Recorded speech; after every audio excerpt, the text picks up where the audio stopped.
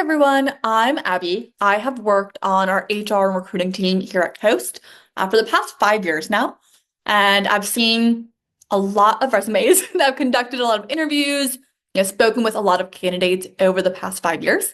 I wanted to share with you just a couple of small tips that I really find help a candidate stand out to me. The first tip I have is just making sure that all of our contact information is updated and professional, right? So first thing I always look at is just making sure there are no typos in your email or in your phone number, just so you're super easy for us to get a hold of. Also, just making sure that you're using a professional email. We don't want to use school emails when applying to jobs.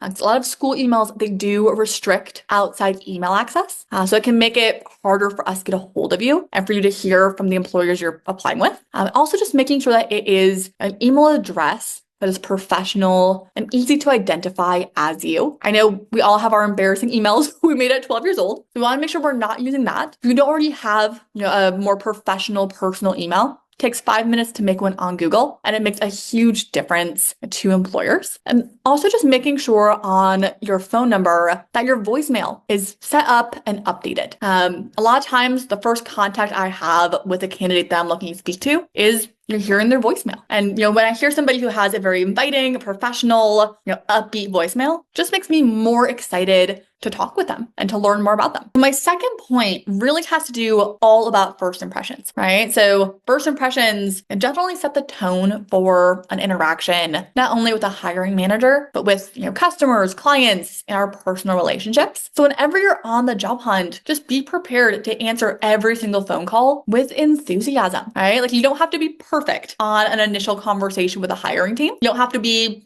fully in the most quiet place ever. You don't need to be, super prepared, but you just need to be enthusiastic and excited about the opportunities that someone has to offer you. Makes a huge difference just in that first impression and the energy and enthusiasm that you start those conversations with. My third tip is honestly probably the simplest in my opinion. It's really just about being yourself, about being really genuine in any interview or conversation that you have with a hiring team. Personally, when I'm looking for somebody to bring onto our team, I'm not necessarily looking for somebody who's the most polished or can speak the best, corporatese. I'm really excited to find somebody who has big goals and somebody who's really genuinely excited about where they're going in their life and in their career. Our culture is very, very important to us. So personally, I'm more excited to talk to somebody who is genuine about where they need to learn and where they need to grow and where they're looking to go than I am about somebody who says the right things but doesn't really mean it. So the fourth thing that really helps somebody stand out,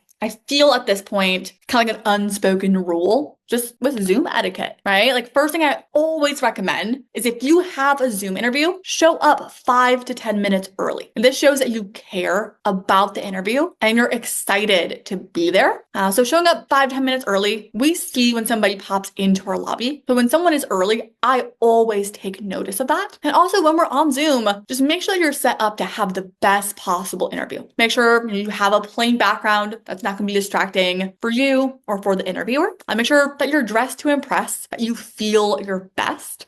Go to the bathroom beforehand so you're not distracted. Make sure you're in a great space where you can focus in, take amazing notes.